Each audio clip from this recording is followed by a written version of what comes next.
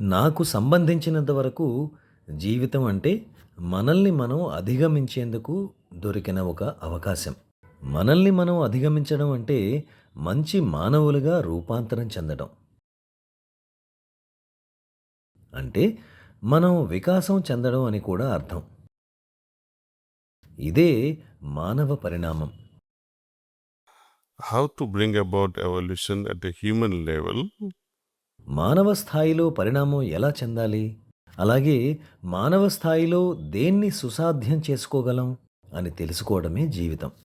భౌతికంగా డార్విన్ ప్రతిపాదించిన జీవ పరిణామ సిద్ధాంతపరంగా చూస్తే కొన్ని మిలియన్ సంవత్సరాల అనంతరమే పరిణామం సాధ్యమైంది.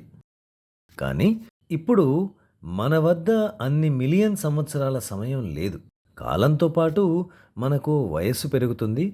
మనం వృద్ధులం అవుతాం అంతే. మనకు 3 శరీరాలు ఉంటాయి. అందులో ఒకటి భౌతిక శరీరం. ఈ శరీరం పరిణామం చెందలేదు. వృద్ధాప్యానికి లోనవుతుంది అంతే. రెండవ శరీరం గురించి తరువాత మాట్లాడుకుందాం. మూడవ శరీరం ఆత్మ.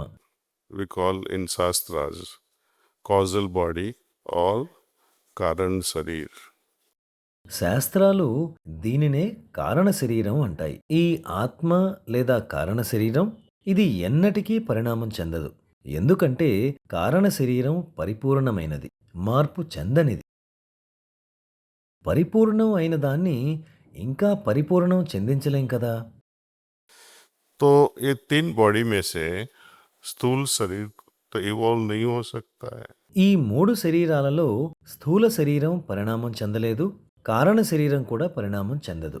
అయితే మన జీవితంలో పరిణామం చెందేది ఏది? అది మన సూక్ష్మ శరీరం.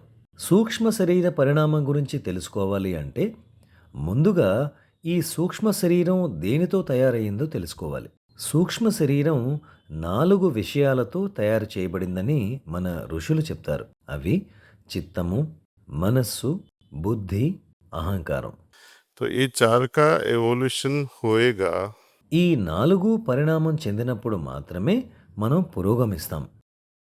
ఇవి 4 క్రియాత్మక తత్వాలు కనుక క్రియాత్మకంగా మాత్రమే ఇవి పరిణామం చెందుతాయి.